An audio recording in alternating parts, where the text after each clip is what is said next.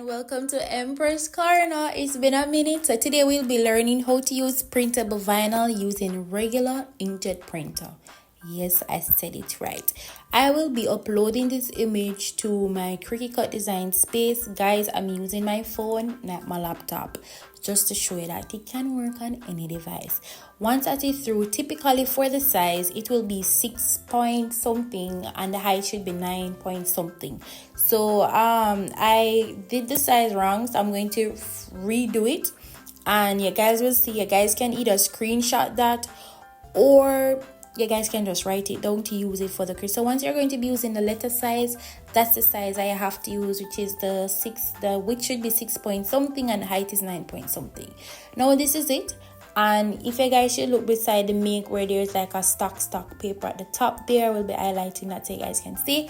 If the red dot comes up, it is telling you that the size of the image is too big and it will not fit onto the size paper that you are using. Next thing, I'm going to know that this is on the mat. I'm just going to be selecting next, and I have to connect my phone to my Cricut Cut.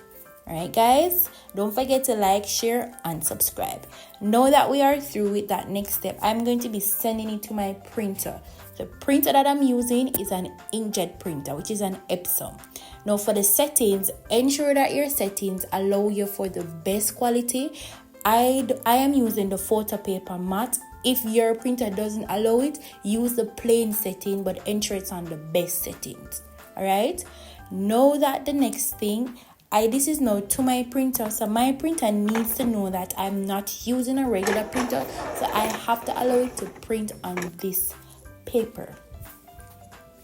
Alright guys, so you guys notice now it is print, and the little bleed that is around it, this is because I added the bleed onto it. I did not use any the offset, any of that, none of that. So now you line it up onto your Cricut mat as properly. So it should be lined up as 8 by 11. If this is not done, the Cricut Cut would not be able to read the registration mark to cut the design. Then you're going to be into issue. Before we load this, we're going to go back to the Cricut Cut space. You see the material settings that I'm using? It's printable ironer, which is for dark transfer paper. Now we load it up and then we select the C, and you guys can see here the Cricut Cut is trying to read the registration mark to cut the design as how we want it. So this is long before detail come out, you know. So now it is through. Guys, fold over the Cricut Cut mat and gently remove the vinyl sheet from the mat. Well, the next thing again, we're going to be using our weeding tool, whichever one that you have, and weed the vinyl. Just to show you guys, this is going to be one of the most smooth weaving you're going to ever get. Just trust me. Isn't this so calming? Isn't this wonderful? Like, look at that. So this literally took probably less than 10 minutes to create this simple design. I'm not capping. So this is how stretchable the vinyl is. The paper, it's not a paper, it's a vinyl. So just ensure to weed out all the excessive pieces that shouldn't be there. Ensure that you do that piece. Do not rush this process. Take your time because you will make mistakes seeing that the back section is white. Take your time to do so properly. After finish weaving, we are going to be using our masking tape. What is the masking tape?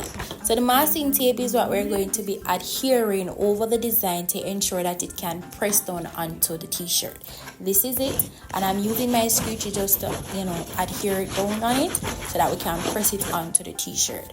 After completing that, this is how it is looking, and I'm just flipping it to show you guys how it look really pretty. And my customer really enjoyed this. This is how it looked after she printed it on her own at home. Subscribe guys. Bye.